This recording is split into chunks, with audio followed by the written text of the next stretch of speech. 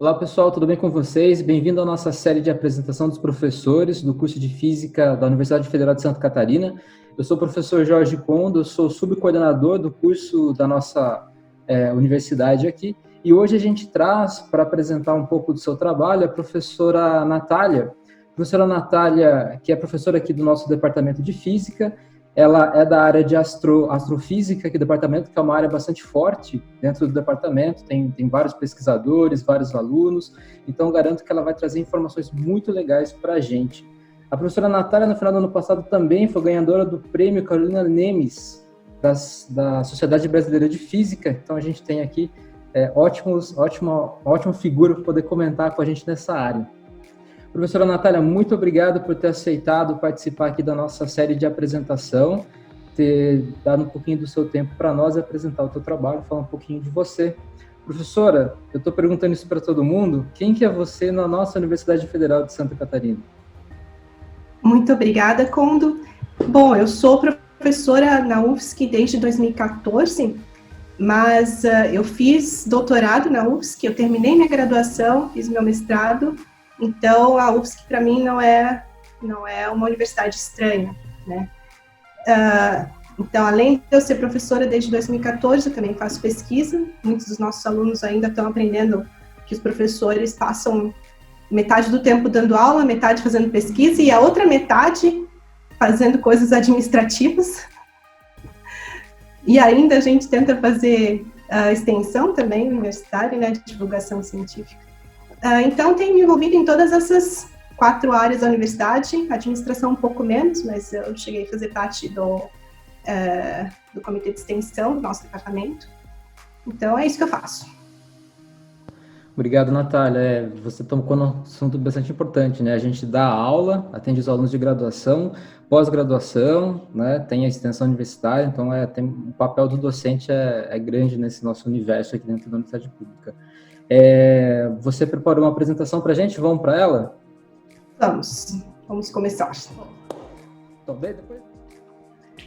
Bom, Kondo, eu vou falar um pouco para as pessoas sobre a minha pesquisa, mas eu fiz uma coisa um pouco diferente. Essa apresentação é baseada na apresentação que eu dei quando eu recebi o prêmio Carolina Nemes no ano passado. Então, ela foi transmitida pela internet, então quem já viu aquela apresentação talvez vá ver muitas coisas repetidas, mas eu achei que valia a pena porque o som lá não estava muito legal e tudo mais, e lá também eu misturei muito coisas mais avançadas, coisas menos avançadas, e eu vou intercalar para quem não sabe nada de astrofísica, para quem sabe um pouco mais.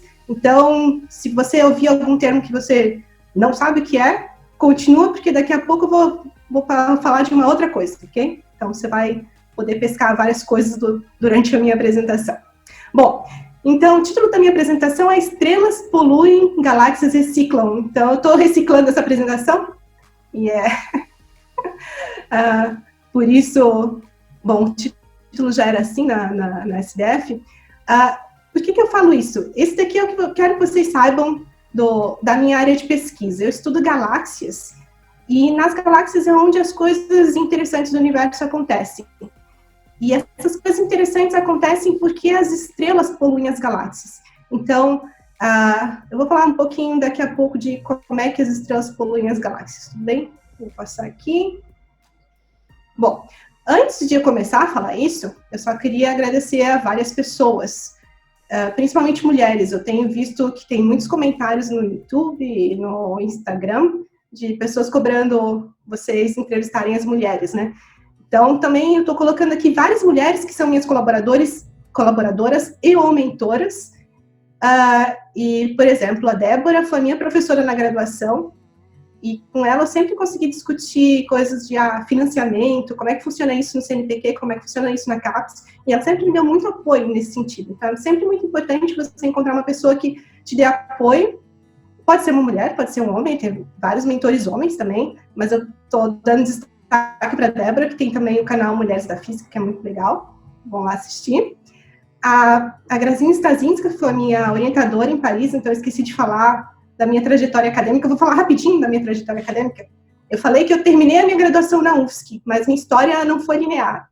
Eu comecei a minha graduação em Engenharia Química na Unicamp. Primeiro semestre eu tinha uma matéria que chamava Introdução à Engenharia Química. Eu passei com 10 e mudei para Física no segundo semestre. Que eu me dei conta que era trabalhar em indústria química e não era bem aquilo que eu queria, né? E daí, depois que eu passei para Física na Unicamp, resolvi voltar para Brasília, que eu sou de Brasília, então fiz uns 2 ou 3 semestres de Física na UNB, e depois eu me mudei para Florianópolis, na UFSC. Então, terminei minha graduação na UFSC, terminei minha graduação em 5 anos e meio, simplesmente porque eu tive que mudar um monte de universidade, né? E daí eu fiz o mestrado na UFSC, e o meu doutorado, eu tenho um doutorado duplo, então eu tenho um diploma tanto da UFSC quanto do Observatório de Paris, porque eu fiz em cotutela. Então, a minha orientadora na França foi a Grazinha Stasinska, com quem eu colaboro até hoje. Então, eu tinha esquecido de falar dessa trajetória, e depois fiz um pós-doc em Cambridge, depois passei no concurso na UFSC, e ano passado fiz um sabático em St. Andrews. Bom, e a Dorota, minha colaboradora da Polônia, gosto muito dela também, a gente trabalha sobre radiogaláxias, vou falar um pouco disso daqui a pouco. Bom, o Kondo falou um pouco do Prêmio Carolina Nemes. O Prêmio Carolina Nemes, só para vocês saberem o que é um prêmio dado pela Sociedade Brasileira de Física desde 2018. Então, eu ganhei a segunda edição dele. A primeira edição quem ganhou foi a Fanny Berron. E ela é uma pessoa muito especial, porque quando eu ganhei o prêmio, eu conversei com ela e pensei, como é que é a apresentação na SBF? Me dá dicas. E ela me mandou um e-mail super generoso e explicando muitas coisas. Então, aqui eu estou destacando também o prêmio dela, o prêmio a Karine também sempre super disposta a ajudar com financiamento e tudo mais. Aqui diz que a minha internet está instável. Se ficar parado, você me avisa, né? Legal. Tá. E também a SBF deu um destaque para a Viviane Morcelli Almeida, que é uma física que teve uma carreira muito, muito complicada. Então, eu acho importante falar do que tem sido feito para estimular a participação de mulheres na ciência, né? Bom, e já que eu estava enveredando por isso, só mais um pouquinho sobre isso. Não vou falar mais de mulheres na ciência, mas vou falar daquela greve que aconteceu em 10 de junho contra o racismo que existe em ciência, nas áreas de ciência, tecnologia, engenharia e medicina. Foi uma greve que começou com o pessoal de física de partículas, se eu não me engano. É isso, Kondo? Acho que foi isso, né? Mas se espalhou para todo mundo. Então, a ideia é que as pessoas que não são negras, tirassem esse dia de greve para se informar, pelo menos se educar sobre as dificuldades que as pessoas negras têm na ciência. Então, eu li vários artigos e um deles era um estudo sobre alunos na Inglaterra. Acompanhava esses alunos durante o ensino fundamental, então era mais ou menos do 6º, 8º e 9º ano. E por que alunos negros não iam cursar curso universitário na área de ciências, tá? Então, eles descobriram, por exemplo, que não era por falta de aspiração. Alunos negros, asiáticos e brancos, foi assim que eles dividiram as etnias, todos tinham mais ou menos a mesma aspiração, e os negros até mais aspiração por ciência do que os brancos.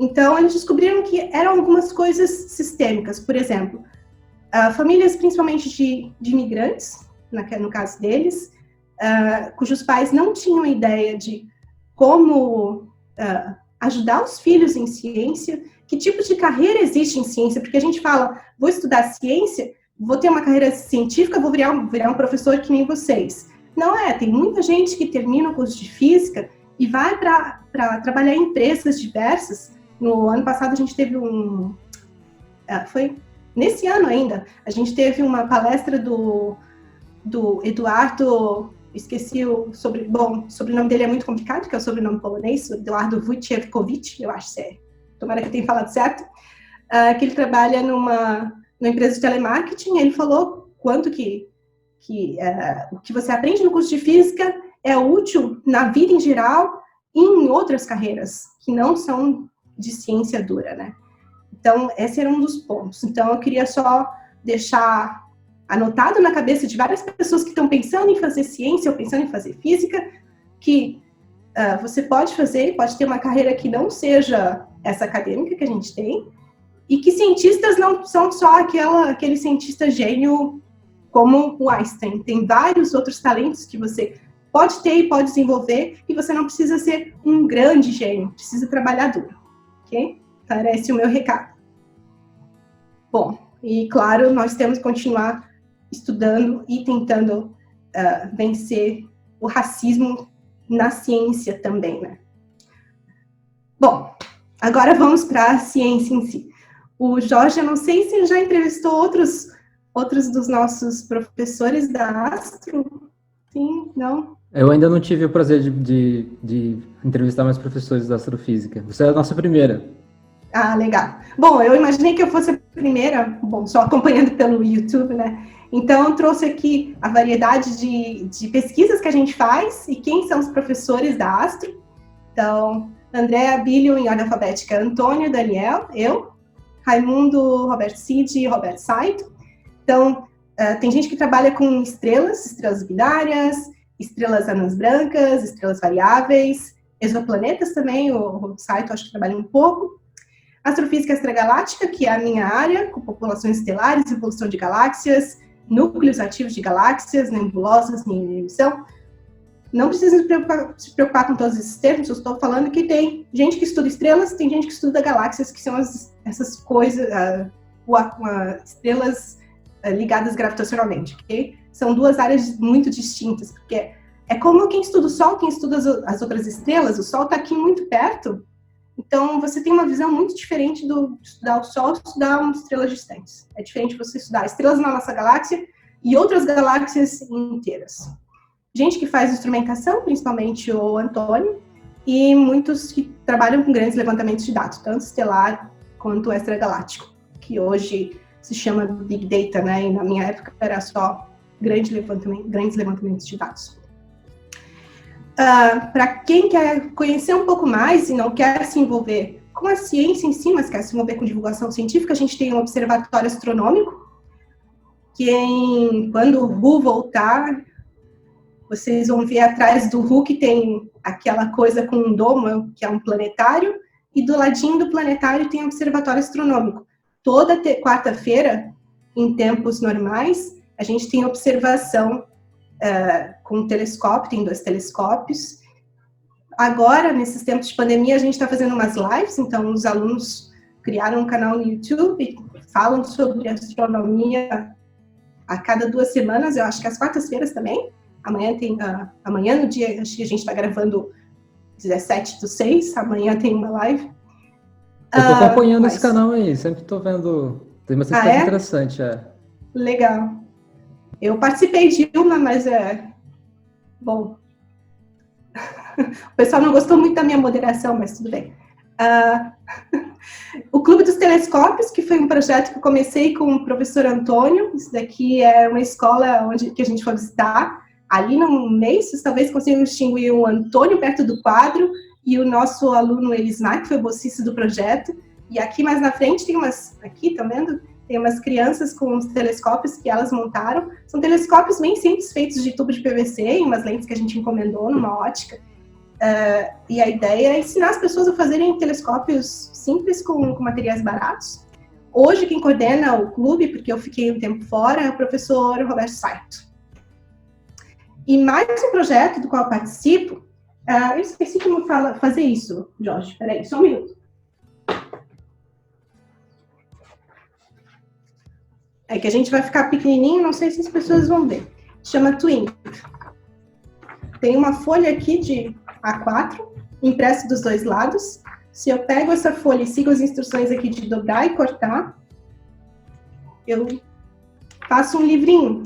São livrinhos sobre um assunto de astrofísica, sempre escritos por um astrônomo profissional ou um estudante de astronomia, traduzidos em 11 línguas. Então, eu faço, em geral, as traduções para português, junto com a professora Marina Trevisan, da URGS.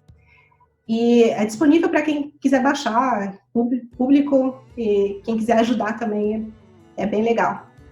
Bom, E daí eu falei que eu tinha umas coisas aqui para mostrar que eu tinha esquecido, e vão ficar pequenininhas, mas eu vou pegando meus acessórios daqui a pouco. O outro acessório que eu esqueci de mostrar é um telescópiozinho. Esse daqui eu comprei, eu não fiz porque os meus alunos fazem e eu tenho preguiça. Bom, então, voltando então à ciência, né?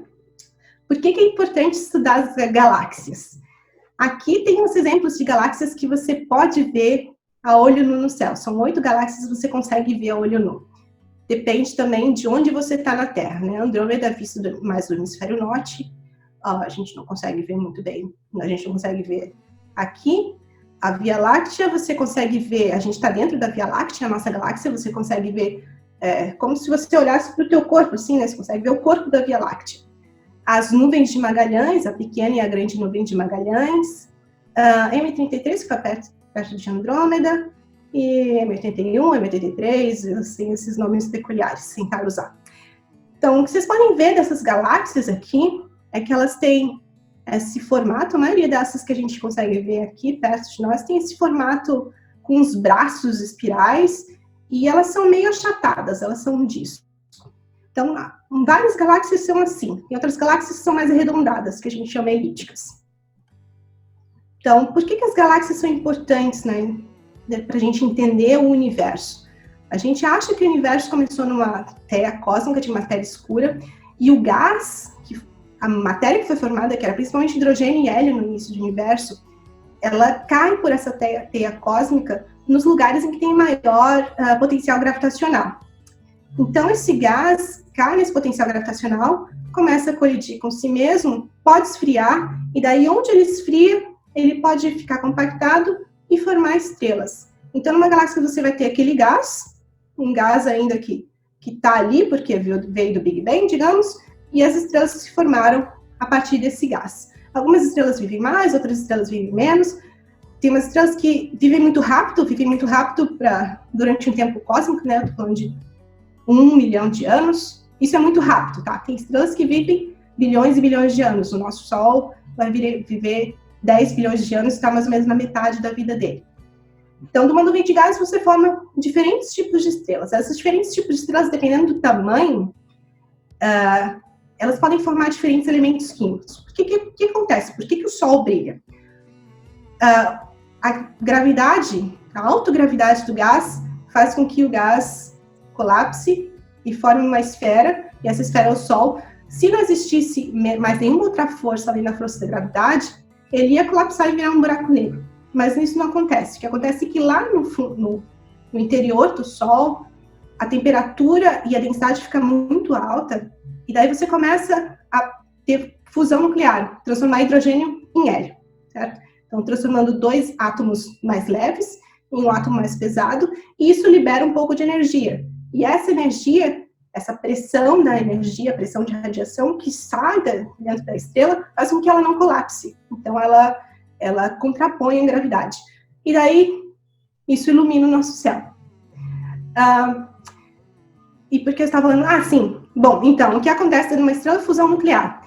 Quando acaba, ali no núcleo da estrela, quando acaba o hidrogênio, o núcleo dela vai contrair um pouco mais, vai ficar mais quente, o resto da estrela vai expandir e ela vai começar daí a queimar o hélio, formar carbono, por exemplo.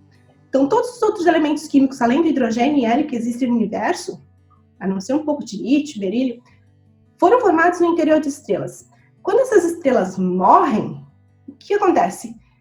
Elas, em geral, expelem suas camadas externas e um pouco desses elementos que elas criaram. Então, elas poluem o resto da galáxia. Elas então, não morrem muito quietinhas, então, né? Quando a gente fala Depende do tipo de estrela. Depende do tipo de estrela. As estrelas muito grandes, elas morrem mortes bem dramáticas, assim, primadonas, né? Como supernova. Então, elas liberam bastante energia e a energia pode ser comparável à energia da galáxia inteira. Às vezes, você tem uma estrela que é tão brilhante quanto a galáxia inteira, essa estrela supernova que está morrendo, né? Mas estrelas que nem o Sol, elas têm uma morte um pouco mais...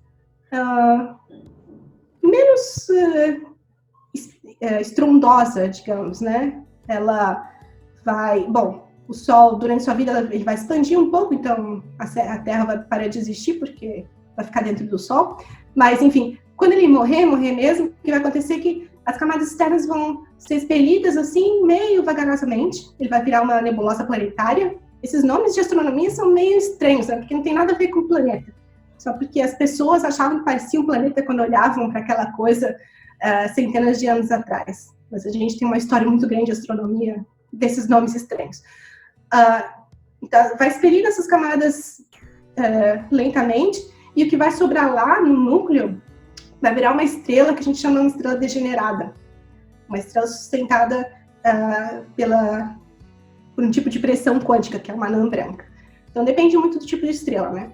E as supernovas, essas estrelas que explodem supernovas, algumas delas vão virar estrelas de nêutrons, outras vão virar buracos negros.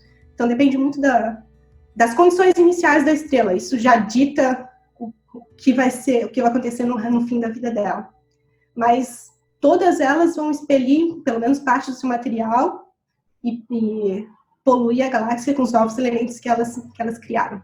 Tá? Então, acho que esse é o ponto mais importante dessa história toda.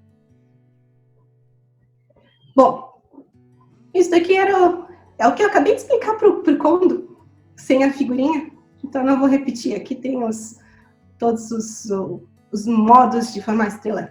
Uma coisa que eu esqueci de falar para você é que as estrelas, elas nascem de uma grande nuvem de gás, e essa nuvem de gás forma estrelas de diferentes tamanhos. Então, estrelas de diferentes tamanhos vão ter evoluções diferentes, vidas diferentes, ou vão explodir nas supernovas, como eu falei, ou vão virar uma anã branca, né? Bom. E aqui tem uma tabela periódica mostrando de onde que vêm os elementos químicos, dependendo do tipo de estrela. Aqui é só para ilustrar de onde que vem a variedade cósmica dos elementos químicos. Então tá. Sim, e daí eu esqueci de falar por que isso tudo é importante. Bom, às vezes as pessoas perguntam por que ciência básica é importante, né? E ciência básica é importante, em seu princípio, porque nós somos humanos, nós temos curiosidade e a gente nunca sabe onde o nosso entendimento vai levar. Então, às vezes, as pessoas que estavam estudando o coronavírus, por exemplo, um carro ali, as pessoas que estavam estudando o coronavírus, por exemplo, não sabiam que ele ia virar o que virou, mas eles estavam estudando por curiosidade. Então, várias coisas que a gente faz em ciência básica, às vezes não tem aplicação direta e imediata, mas você vai ver, talvez daqui a 2 anos, talvez daqui a 10 anos, talvez daqui a 100 anos, tá?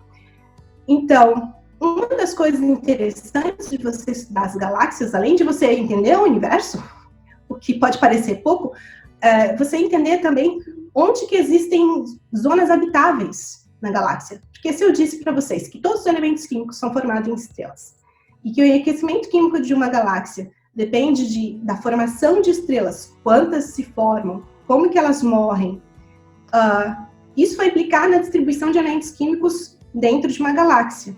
Se você não tiver uma quantidade de elementos químicos razoáveis para você ter vida, por exemplo, onde é que você vai conseguir procurar exoplanetas que têm vida, né? Então, você tem que, pelo menos, formar oxigênio em boa quantidade, ter o que a gente imagina carbono, né? A gente acha que a gente ainda não consegue imaginar uma vida baseada em silício, mas é interessante para a gente tentar, por exemplo, mapear qual que é a zona de habitabilidade da nossa galáxia, por exemplo. A gente ouve muito falar de zona de habitabilidade dentro de um sistema planetário, não no sistema solar, mas um sistema de exoplanetas, né? Mas existe também o conceito de zona habitável de uma galáxia, que está ligado também ao enriquecimento químico dessa galáxia. Então, eu não trabalho nisso, mas o trabalho que eu faço tem consequências para pessoas que estudam esse tipo de coisa. Então tá, agora a gente passa para como estudar galáxias. Tem alguma dúvida, Kondo? Por enquanto, eu tô acompanhando você. Vamos lá. Tô em várias dúvidas, mas eu tô deixando aí depois a gente conversa. Tá bom, então no fim você me pergunta. Tá, então eu estava conversando com o Antônio esses dias, não sei se vocês tenham visto a live do observatório do qual eu participei, e ele acha que muitas coisas da divulgação científica parece que a gente faz ciência como mágica. Bom, sem querer desmerecer o termo mágica, mas parece que é uma coisa que a gente fala, você tem que acreditar porque a gente é cientista. Então, eu tentei explicar um pouquinho de como é que a gente sabe que a composição química de uma galáxia é do jeito que é, de onde que vem essas nossas evidências, né? E isso tem a ver com um disco do Pink Floyd. Então, vocês veem aqui no Dark Side of the Moon um feixe de luz branco passando por um prisma e saindo aqui luz colorida. Então, o que o prisma faz? Ele decompõe a luz do Sol, e daí ele decompõe a luz do Sol, de qualquer outra coisa, porque a luz anda em velocidade diferente dentro do material do prisma, e também tem a geometria do prisma que ajuda a separar bem, e isso é uma maneira de fazer um espectro. Tá? Eu vou falar um pouco de espectro para vocês. Outra coisa que eu quero mostrar para vocês é isso daqui, ó, um CD. Sei que todas essas coisas parecem coisas raras para outras pessoas, mas se vocês olharem para o CD, acho que dá para ver um pouquinho aqui, ó. Estão vendo que aqui também faz o arco-íris. É um outro fenômeno de rede de difração.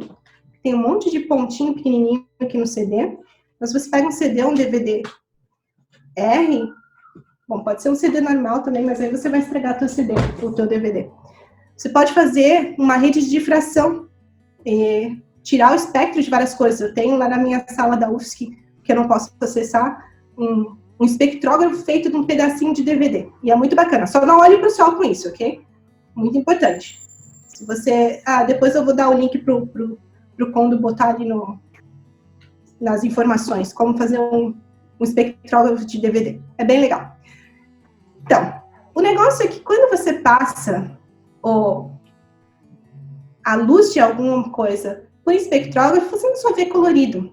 Dependendo do que tem lá, você vê umas linhas assim, mais brilhantes. Às vezes elas são mais brilhantes, às vezes elas são mais escuras.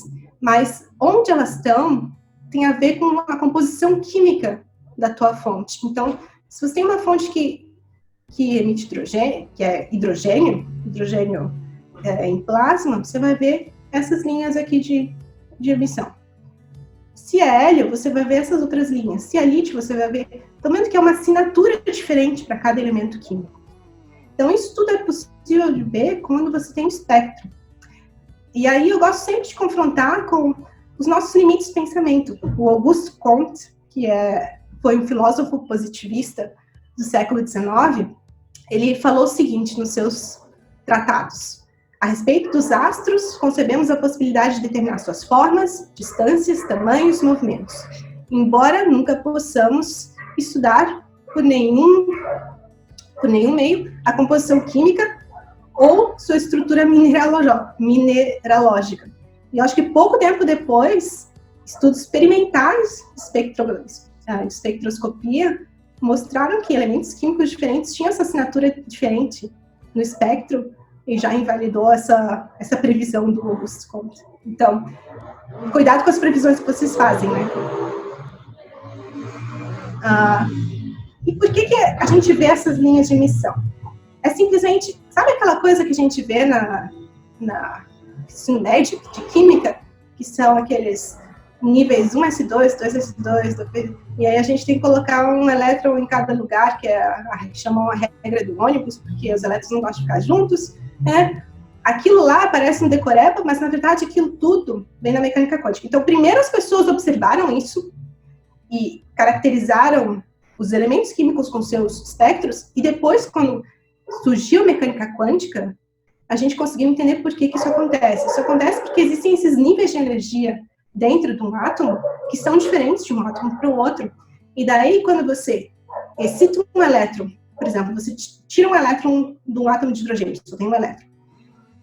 E daí fica o H+, aqui, que é um próton, e aqui um elétron livre. Se o elétron livre encontra esse hidrogênio, ele vai começar a passar por esses níveis eletrônicos, certo? Com uma certa probabilidade de decair de um para o outro.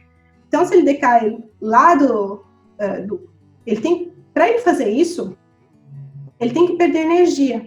Então, quando ele cai do nível de maior energia para um nível de menor energia, ele emite um fóton, emite luz. Só que essa luz é emitida numa variação de energia fixa. E a gente vê, então, um fóton de energia fixo, que significa um comprimento de onda ou uma frequência bem específica.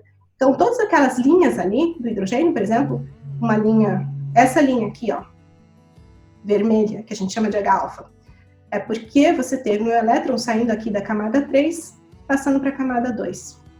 Essa outra linha aqui, que é H-beta, porque um elétron saiu dessa camada 4 e veio para a camada 2. E toda vez que ele decai de uma camada para outra, ele emite um fóton, tá? Então, a gente começou a entender isso quando a gente entendeu mecânica quântica, mas antes a gente tinha já uma heurística para saber o que tem num objeto dado se a gente tira o espectro dessas coisas. Então, é assim que a gente faz em galáxias, porque em galáxias, estrelas, vários objetos astronômicos, porque a gente não tem capacidade de chegar lá no nosso tempo de vida. Então, a gente tem que observar, certo? Então, a astrofísica é um pouco diferente da física nesse sentido, porque a astrofísica não é astrofísica teórica e experimental, é astrofísica teórica e observacional, porque você tem que observar o que o universo está, o que você consegue observar do universo, com telescópios cada vez melhores, instrumentos cada vez mais inteligentes, né? Eu acho que isso o Antônio vai falar um pouco. Aqui tem vários elementos químicos com as suas assinaturas, só para vocês verem a variedade que tem. E uma história que eu gosto de contar é a história da Cecília Payne. A Cecília Payne, ela mudou da Inglaterra para os Estados Unidos no começo do século XX, porque não deixavam mulheres estudarem na universidade na Inglaterra. Então, ela foi fazer sua tese de doutorado nos Estados Unidos. E dizem que, eu não li completamente a tese, eu li só uns trechos, mas quem leu e acompanhou diz que é uma das teses de doutorado mais espetaculares de todos os tempos. E foi ela que previu que o Sol era constituído principalmente de hidrogênio e hélio. Porque não adianta só você observar o objeto e ver quais linhas espectrais tem lá. Se você olha para o Sol, você não vai ver muitas linhas de hidrogênio. Você não vai ver muito hélio. Você tem que fazer um modelo teórico para saber qual a composição química, o que tem na atmosfera estelar, como que essa estrela se sustenta, e a partir desse modelo químico você consegue dizer, tem tanto hidrogênio, porque, na verdade, você não consegue ver muito de hidrogênio, mas tem a estrela principalmente hidrogênio, certo? Mas o que eu gosto é dessa nota de rodapé aqui, que ela teve que colocar, porque tinha o tal do Professor Russell, do diagrama Hertzsprung-Russell, que o pessoal da astronomia sabe quem é, que falou, bom, eu acho que essas suas contas estão erradas, não confio nessas suas contas. Então ela teve que colocar essa nota de rodapé na tese dela para conseguir defender a tese até. Poucos anos depois, eu acho que não passou uma década, esse Professor Russell publica um paper dizendo que no Sol, o Sol é constituído principalmente de hidrogênio e hélio, que é exatamente o que a Cecília Payne tinha descoberto na tese dela. Bom, então, é uma história que eu gosto de contar para as pessoas verem como, às vezes, as injustiças são feitas também na ciência. Bom, agora, quando eu tenho, você tem que ficar atento. Para algumas pessoas pode parecer um pouco abstrato esse negócio de frequência espectral, de espectro de cores, etc, etc. Então, eu fiz o seguinte, eu fiz uma analogia entre um espectro de luz e música, tá? Então... Mas Natália, a gente pode avisar para quem está meio assustado com todas essas informações, que você está fazendo um resumo muito bom, por exemplo, de toda uma disciplina de Física 4 do nosso curso, e já comentou um pouco sobre mecânica quântica. Então, assim, é quase um ano de estudos, uma matemática bastante avançada para compreender tudo que você está falando, né? Mas você está fazendo... Assim, um compilado bem legal desses detalhes que formam todo esse conhecimento.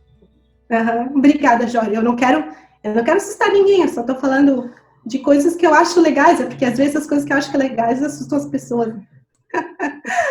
Mas, como o professor Jorge falou, vocês vão ver tudo isso em Física 4, depois Mecânica Quântica, e depois vão rever, se forem para Astrofísica, vão rever, estudar sozinhos isso durante muito tempo, com colaboradores. Então, são muitos anos de aprendizagem que eu espero que vocês tenham pela frente. Eu acho muito legal.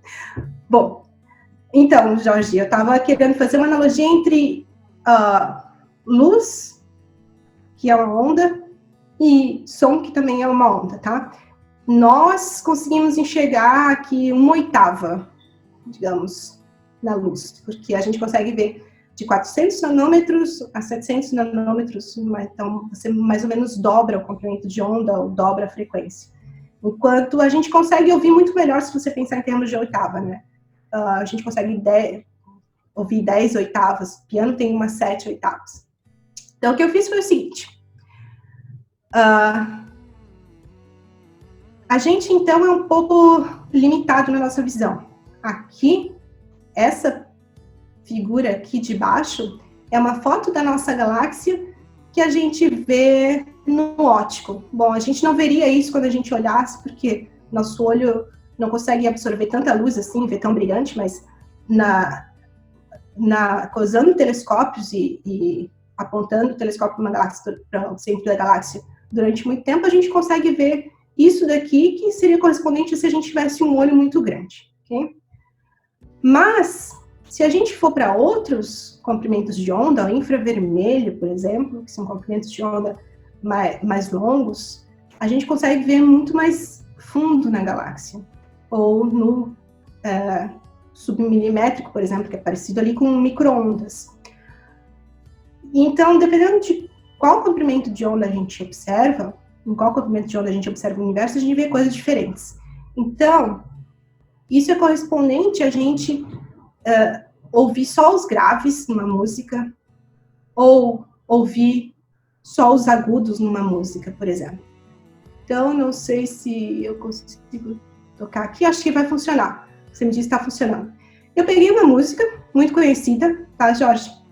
E passei por uma transformada de Fourier, selecionei transformada de Fourier, vocês vão ver também. Selecionei só os comprimentos de onda muito graves, 55 a 200 Hz, e daí transformei de novo em som, e daí tá isolado só essa parte da música. Eu quero ver se você vai conseguir reconhecer o que é. Depois eu separei outros pedaços da música para ver se... Agora sim. Tô ouvindo? Não sei o que é, não.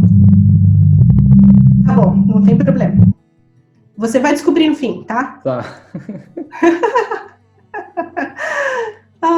Ninguém te pediu para fazer isso, né? Eu perdi aquele meu pointer, mas não tem problema. Bom, então eu separei aqui alguns projetos dos quais eu participo, só para o pessoal ter uma ideia de o que se faz, tá? Eu vou mostrar alguns gráficos, mas eu não vou explicar os eixos, que é o que se deveria fazer num seminário de física, mas eu só vou dizer para as pessoas o que aquele gráfico me diz sobre o universo. Ou às vezes só vou falar, olha que gráfico bonito, tá? Eu sei que não é uma forma muito boa, mas é só para as pessoas terem um pouco do feeling do que acontece. Então, dos projetos no qual eu trabalho, no qual eu trabalhei, principalmente quando eu estava no doutorado e depois um pouco no pós-doc, foi com dados, um grande levantamento de dados, que foi uma revolução na astronomia, que se chama SDSS.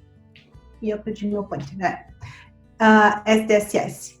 E aqui estão os meus colaboradores, tá? Eu coloquei uma fotos de alguns deles, e a gente fazendo um workshop ali na Joaquina. Foi um workshop bem legal, e tem um resultado bem legal desse trabalho. Então, esse SDSS é um grande levantamento de dados que observou 300 milhões de imagens e 1 milhão de espectros de galáxias. Então, eu já falei para vocês da importância dos espectros. Vocês falaram 1 milhão, foi grande coisa. Não, foi uma grande coisa, realmente, porque quando eu estava no meu mestrado, a gente tinha que pedir tempo no telescópio, e quando conseguia observar 20 espectros, nossa, já era uma coisa... Os papers eram feitos com 20 e 100 objetos. Com 1 milhão de objetos, você consegue fazer coisas que você não imaginava antes. Você consegue ver relações entre parâmetros físicos das galáxias que você não conseguia ver antes. Então, isso foi realmente uma revolução na astronomia. E daí eu deixo esse slide aqui para pessoas que acham que astrônomos todos olham para o telescópio. Então, tem aqui um programa de entrevista e o entrevistador está falando: vamos acabar com os mitos. Daí o primeiro, o astrônomo diz: eu nunca uso um telescópio. O outro: eu nunca chego perto de um telescópio. E o terceiro: eu nem mesmo olho para cima. Então, só para falar para as pessoas que eu entrei na astronomia meio por acaso. Eu nunca me interessei muito por astronomia em si, por olhar os objetos. Eu consigo reconhecer as Três Marias, sabe? Coisas muito básicas. Agora que eu participei coordenei o Clube dos Telescópios, tem um pouco mais de traquejo, mas eu não vou fazer observação em geral. Então, quem faz ou são colaboradores meus, ou então tem esses grandes bancos de dados que são públicos, né? Então, eles fazem as observações, o pessoal do time envolvido tem esses dados exclusivamente para eles durante 1, 2 anos e depois fica público. E daí, quem quiser baixar, pode baixar para fazer a sua ciência. Isso revolucionou a astronomia. Então, aqui tem os resultados desse 1 milhão de galáxias. Arredondei 1 milhão, né? Depende de como você faz a seleção da amostra. Foi com que eu trabalhei durante minha tese de doutorado. Então, tem 2 coisas que eu tiro desses 1 milhão de espectros. Uma delas então aqui eu estou mostrando um espectro, cada fileira aqui é uma galáxia, tá? Tem o espectro dela, tem uma coisa ali cheia de pontinhos, que é a história de formação de estrelas dessa galáxia e a imagem da galáxia. Então, desse espectro, eu consigo tirar essa história de como as estrelas se formam, eu consigo analisar essas linhas que estão para cima, roxas ali, que me dão a composição química do gás, hoje em dia, e eu consigo relacionar as 2 coisas, saber o que está acontecendo no gás e relacionar com o que aconteceu com as estrelas nessa galáxia. E galáxias diferentes, estão vendo? Tá vendo ali do azul ela é mais azul ali no topo, mais vermelha ali embaixo. A forma do espectro ali muda. Ele passa assim para ser uma coisa mais plana, e a história também muda. Essas galáxias mais azul formou mais estrelas muito recentemente, a galáxia mais vermelha formou todas as estrelas mais no passado. Então, isso é o tipo de coisa que a gente consegue fazer com muitos espectros e muita estatística. E aqui é só uma figura ilustrativa. Cada pontinho desses ali é uma galáxia que foi analisada por toda essa máquina que teve que ser automatizada. E onde essa galáxia está ali, nesse gráfico, que são razões de linhas de emissão, nos diz muita coisa disso. Quais são as principais fontes de ionizantes numa galáxia? Então, se é uma estrela que faz o gás na galáxia virar um plasma, se é um buraco negro supermassivo no centro, se são estrelas que já evoluíram, que a gente chama de Holmes. Então, esse tipo de análise é muito rica, né? E aqui também tem umas histórias de formação estelar, enfim, tem um monte de coisa que podia passar meia hora falando só desse gráfico. E uma coisa que eu gosto muito, que saiu desse trabalho, é a nossa investigação das Holmes. Holmes é aquilo que eu estava falando pouco tempo atrás, que são... Holmes é uma sigla, e em astronomia a gente tem esse mal que a gente tem que dar sigla para tudo. Acho que em física também está começando a ficar assim, ou já é assim. Então, Holmes é uma sigla para Hot, Old, Low Mass e Volt Stars. Então, são estrelas evoluídas de baixa massa, quentes, quentes. O Old não tem, desculpa, o HO é de Hot mesmo. Então, são núcleos de planetárias nebulosas, então, o que o Sol vai virar, que as pessoas em geral ignoram, porque acham que elas são muito fraquinhas, não fazem nada, mas que elas têm um papel muito importante numa galáxia, porque elas são muitas. E aí a gente mostrou em uma série de artigos, e até o artigo que eu publiquei no ano passado, que se você ignora essas estrelas pequenininhas, você acaba tirando conclusões erradas, quando você acha que tua galáxia está formando estrelas, que sua galáxia tem essa composição química, então elas enviesam os resultados, né? Bom, isso é uma coisa bem legal. E agora, o professor Jorge, recrutado para ouvir a segunda parte da música, um pouquinho menos grave.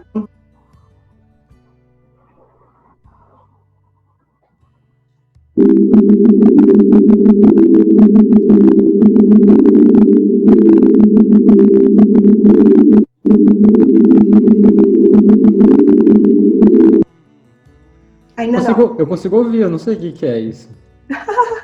É difícil. Pra mim... Pode falar. Não, pode falar. Não, parece um pouco aquela... Quando você transforma a radiação de micro-ondas num som de fundo, sabe? Ah, sim. Parece um barulho de alguém dando descarga, eu acho. Pelo menos a versão que eu ouvi. Não, tá um pouco difícil, porque eu modifiquei da apresentação da SBF, porque as pessoas descobriram já na primeira.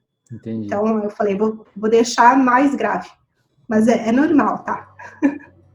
Mas eu não sou muito bom para reconhecer músicas também, então eu tenho Tudo esse problema. Bem, não tem problema. É uma música muito, muito comum, mas não é todo mundo também que conhece.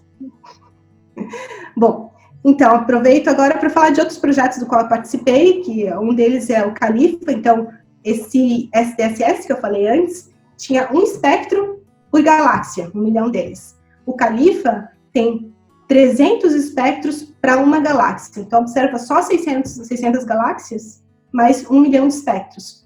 A diferença agora é que você está olhando região por região de uma galáxia. E isso vai te dar informação espacial e como que é o espectro e a composição química e a formação de estrelas em cada pedaço da galáxia, não na galáxia inteira ou só numa parte dela. Então, isso também foi revolucionário. O Califa foi o primeiro desses levantamentos de dados. Outro levantamento de dados com o qual eu trabalho, então, o Califa estava dentro do time do Califa, então eu tinha acesso aos dados antes de serem públicos. O Manga, eu peguei os dados públicos. É levantamento tipo Califa, ele não cobre tanto das galáxias, cobre regiões um pouco... É parecido com o Califa, com uma região um pouco grande de cada galáxia, mas vai observar muito mais galáxias. E esse é o pessoal que trabalhou com a gente mais nesses dados, né? O meu aluno de doutorado, Thomas, que terminou em 2018, eu acho, desenvolveu um código chamado DOB, e o nome é...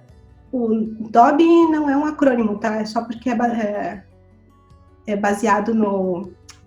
Eu sempre esqueço, Harry Potter. A Kátia, minha aluna de mestrado, que está envolvida em coisas de linhas de emissão.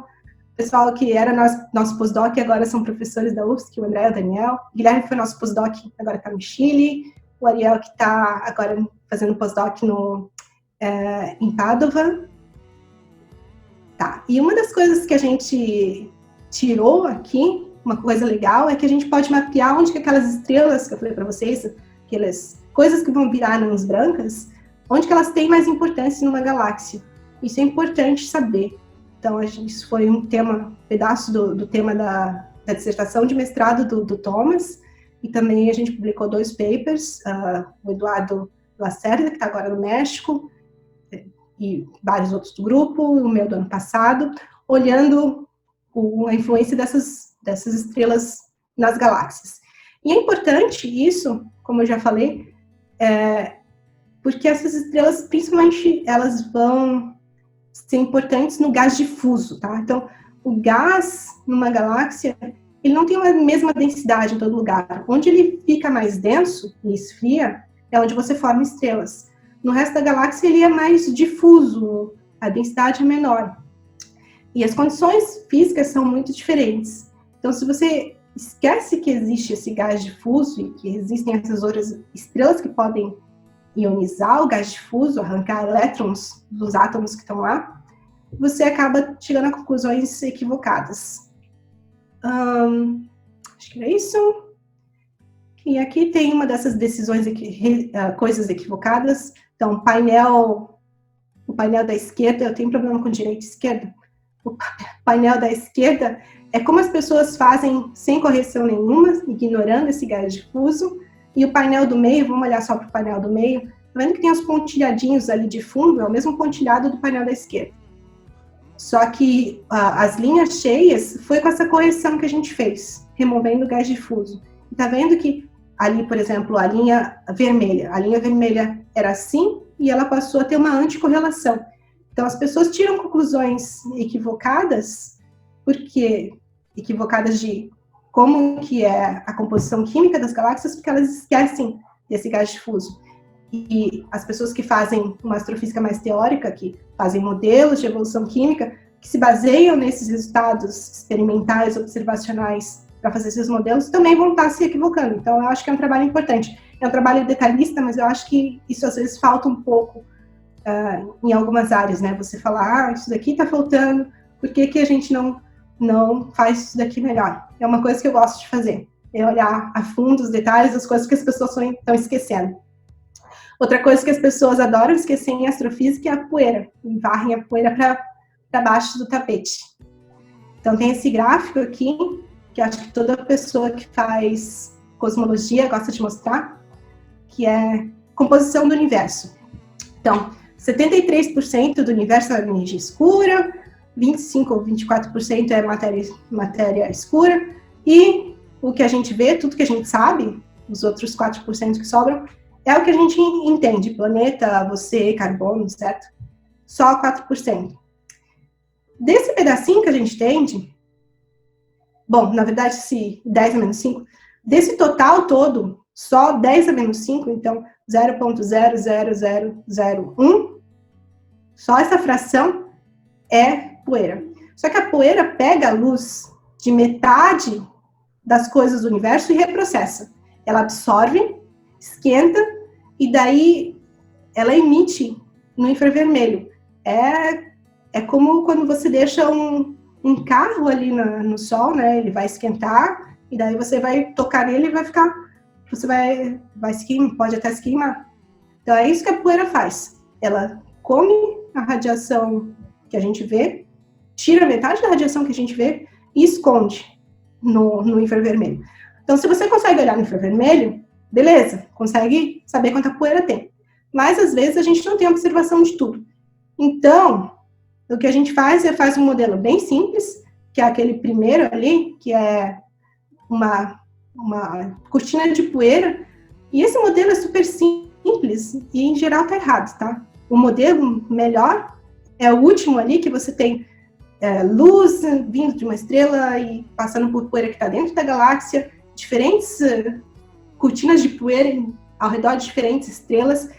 Então, quando eu fiz o meu sabático em St. Andrews no ano passado, eu estava tentando entender que tipos de erros a gente comete quando a gente usa esse modelo muito simples. E uma coisa muito interessante é que quando você faz esse modelo muito simples e corrige uma galáxia toda por poeira com um único valor, e esquece que a poeira varia ponto a ponto numa galáxia, você sempre subestima quanta poeira tem. E é um resultado muito interessante. Eu nunca imaginei que fosse assim. Eu pensei que pudesse ir tanto para um lado quanto para o outro, mas não, é sistemático. E isso tem implicações de... Você tem que tirar a poeira para saber que tipos de estrelas tem, quanta formação estelar tem, e várias outras coisas. Então, é super importante nesse sentido. Mas as pessoas, em geral, ficam contentes com o modelo simples de poeira. Mas, enfim... quando você vai num seminário de astrofísica, Kondo, você pode fazer 2 perguntas em quase todos. Essas 2 perguntas são: você considerou a poeira? E a outra pergunta é: você considerou os campos magnéticos? Então, são 2 perguntas coringa. Então, nesse caso, sim, considerei a poeira, o campo magnético não. E lá em St. Andrews eu estou mostrando a minha colaboradora, que foi a doutora Vivian Wild. Mas eu gosto de lá porque o grupo de lá em questão de balanço de gênero, já está muito equilibrado. Tem também a doutora Rita Togero, a doutora Marie Deimans, e essa professora que eu estou mostrando, a professora Leslie Torrance, ela foi minha mentora lá. Eles tinham um programa de mentores para mulheres que participavam desse programa Aurora. O programa Aurora é um programa para liderança de mulheres que estão no início de carreira. Então, a Leslie, ela nem é da nossa área, ela é da biologia. Aprendi um monte de coisa sobre o que ela estuda. Ela estuda cultivo de batatas e como que os vírus causam doenças em batatas, que é muito legal. Mas não foi só isso que eu aprendi. Ela me deu muitas dicas sobre o que você tem que planejar para a sua carreira, o que você pode fazer, e foi muito interessante. Eu acho que é um programa super legal e a gente podia tentar fazer uma coisa, talvez institucional assim aqui, né? Isso era institucional, era da Universidade de St. Andrews, ligado a esse programa Aurora. O programa Aurora era de uma outra, organizada por uma outra instituição. Kondo chegou ao fim nos agudos agora na música.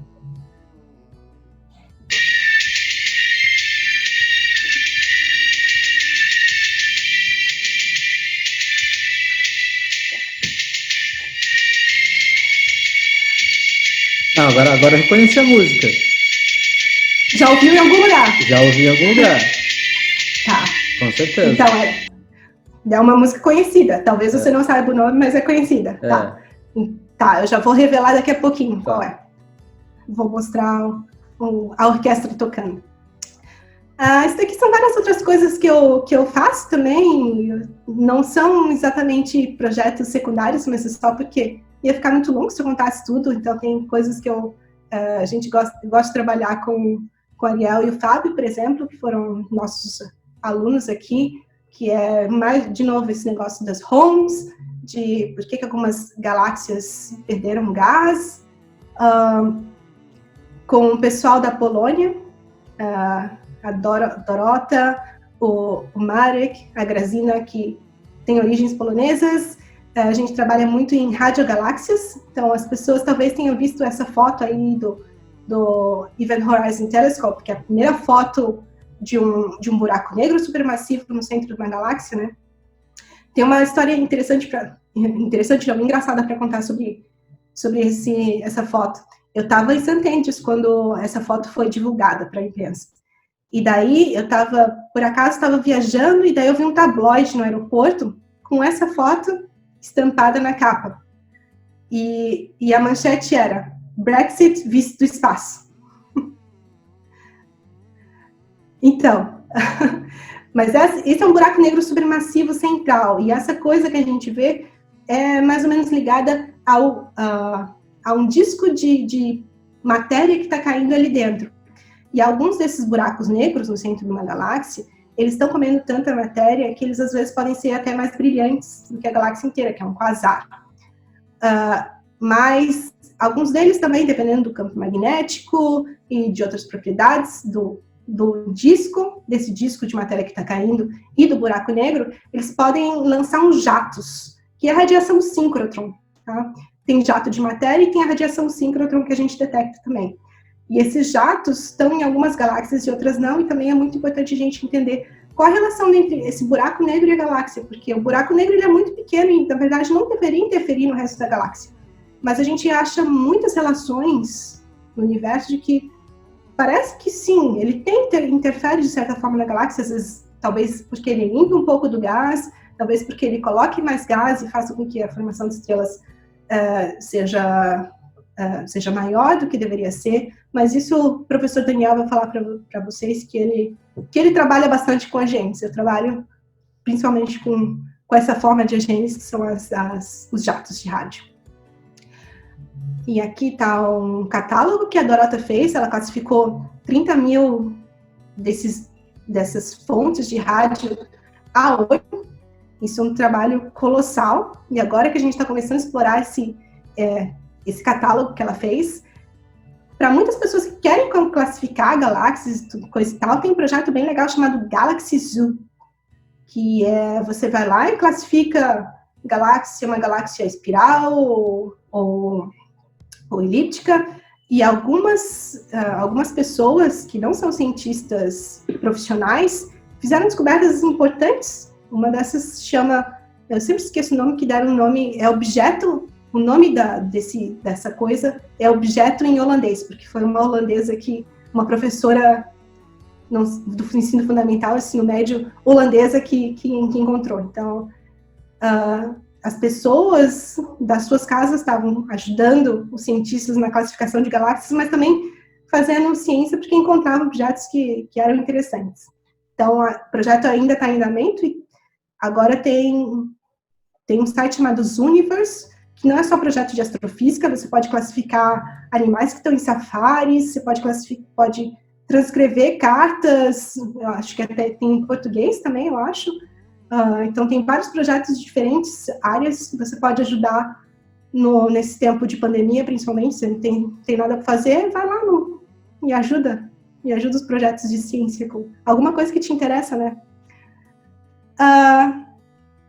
E daí o BONDS também, que foi um código que eu desenvolvi. Bom, é um método de obter a composição química de galáxias, a composição de oxigênio e nitrogênio, que olha também para parâmetros que as pessoas esquecem. Então, eu acho que o tema na minha pesquisa eu gosto de ir para os detalhes que as pessoas não se importam. E esse último projeto é o Signals. Eu dei um seminário hoje para o pessoal do Signals sobre o BOND. A PI desse projeto é a Laurie Rousseau-Nepton. Ela é uma jovem cientista, é uma postdoc canadense que trabalha no Havaí, e é um projeto para observar galáxias com um instrumento muito peculiar que é tipo parecido com o interferômetro de Michelson, sabe, que nem do LIGO, só que para observar galáxias. E daí você consegue uma resolução espacial muito, muito boa. Então, esse é um projeto liderado por ela. E aqui está a música. É o Bolero de Maurice Ravel.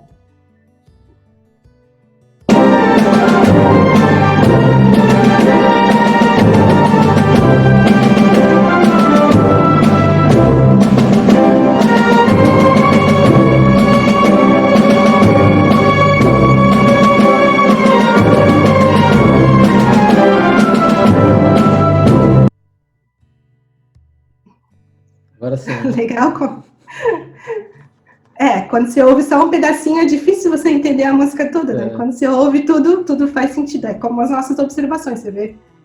Só no óptico, vê um pouquinho. Olha para o infravermelho, vê melhor.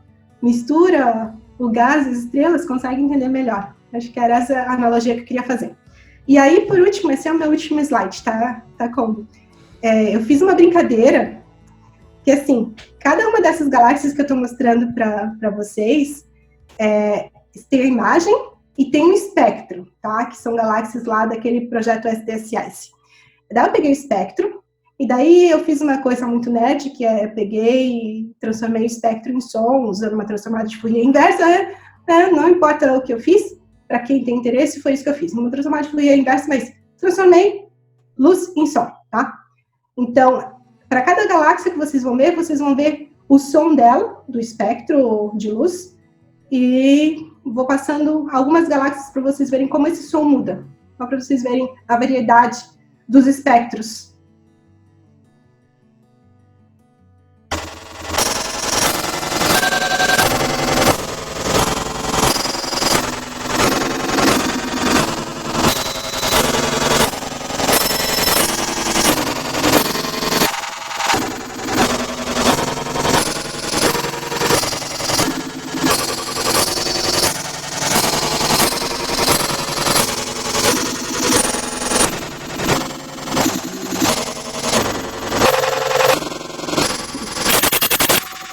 Eu gosto daquela toda azul que fez.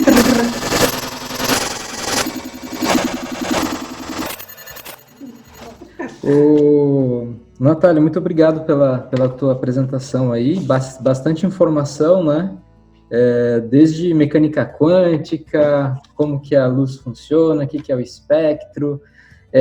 Você me permite fazer umas perguntas, bem poucas, porque a gente já está há bastante tempo aqui, né? Sim, claro. Natália, no fim, e o campo magnético? Qual é a importância dele nessas análises?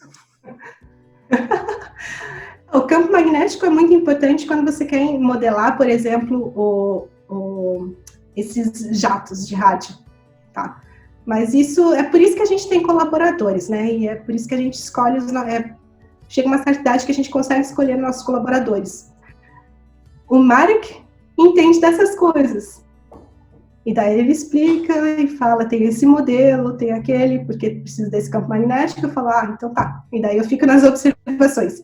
Então, o campo magnético está delegado para os meus colaboradores que trabalham com galáxias e rádio. Ô, Nathalie, quando você pega esses dados, essa enorme quantidade de dados para analisar, eles são enormes quantidades de dados mesmo, né? Não é coisa que cabe num disco rígido normal, geralmente, não é? São vários gigabytes de dados quando você vai fazer uma análise dessa, ou é algo mais factível? Depende, o SDSS cabe no meu computador e está aqui. Mas aí, se você faz uma análise e analisa aqueles dados e faz coisas derivadas, às vezes não cabe mais. Mas agora a gente está com problema com galáxias dessas de alta resolução espacial, tipo o Califa, mas com muito mais espectros. Tem o instrumento MILS, por exemplo, que tem, 4.000 espectros num cubo de dados.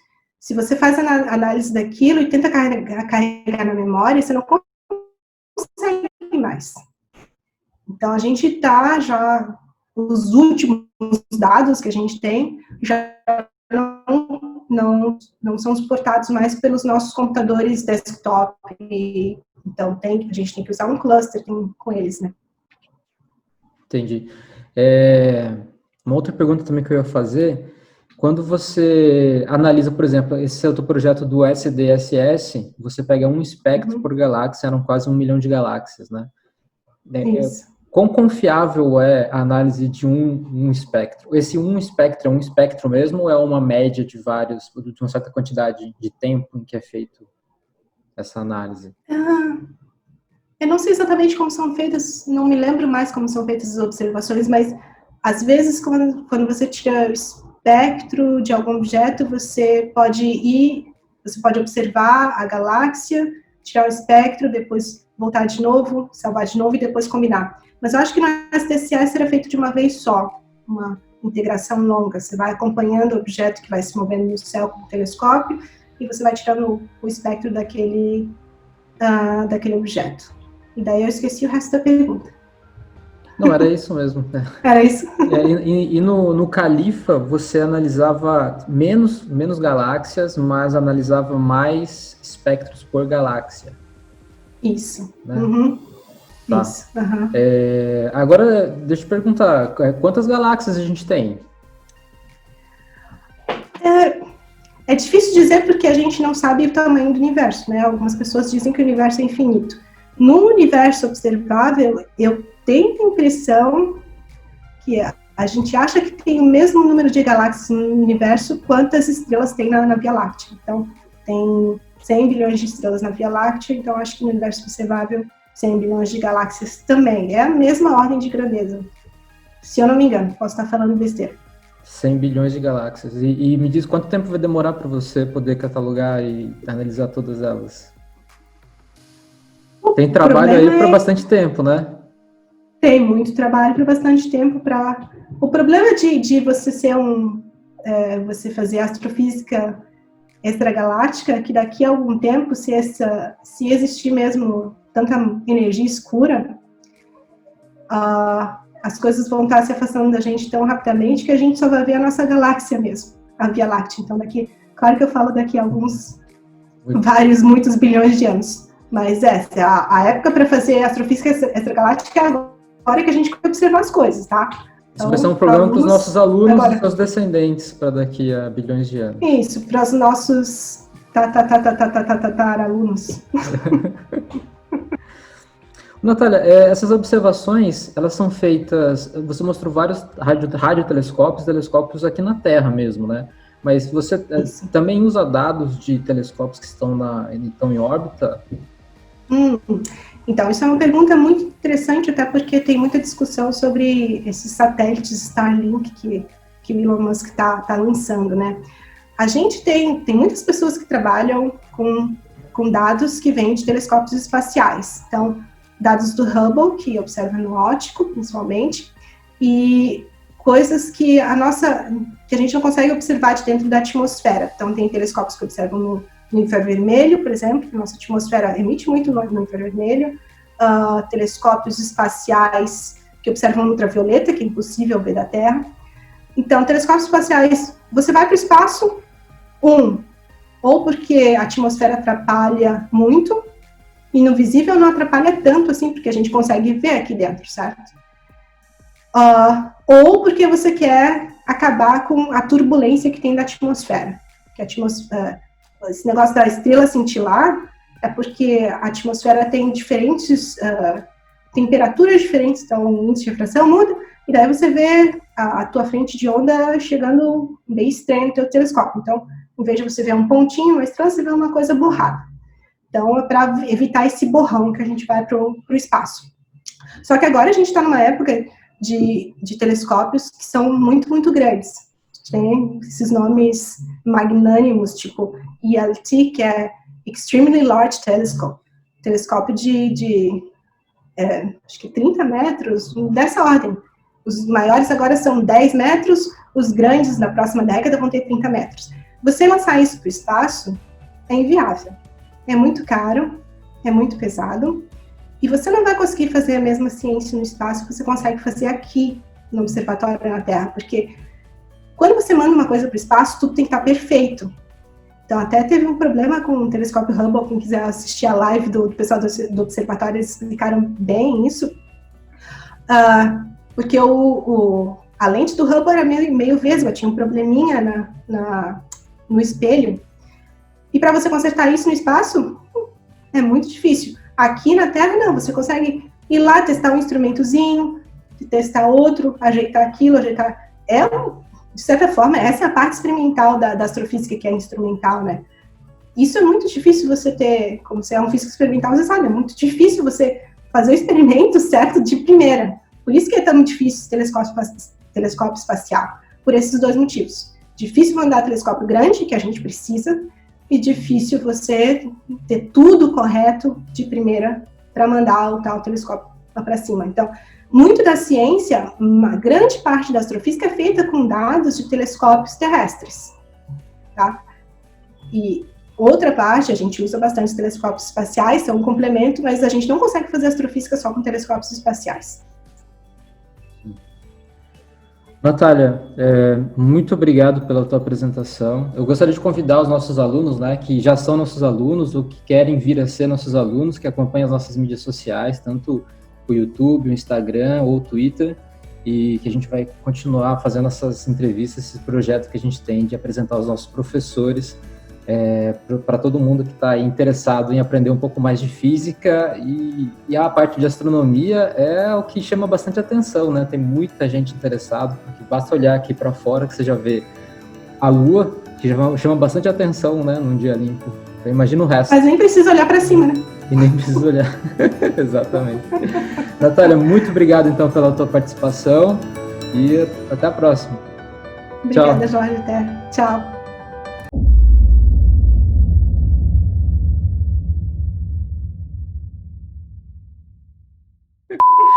Então tá bom. E depois a gente volta para cá e se você me permitir depois fazer algumas perguntas pra gente finalizar, a gente finaliza.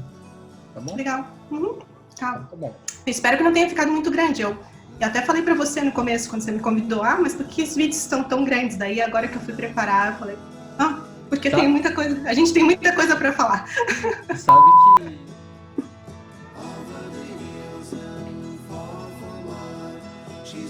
É pra eu estar ouvindo alguma coisa? Você não tá ouvindo?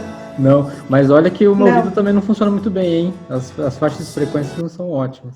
Bom, depois desse pedaço eu corto que fica essa... Tá. Eu gosto muito dos outtakes no fim. Pois é. Bloopers.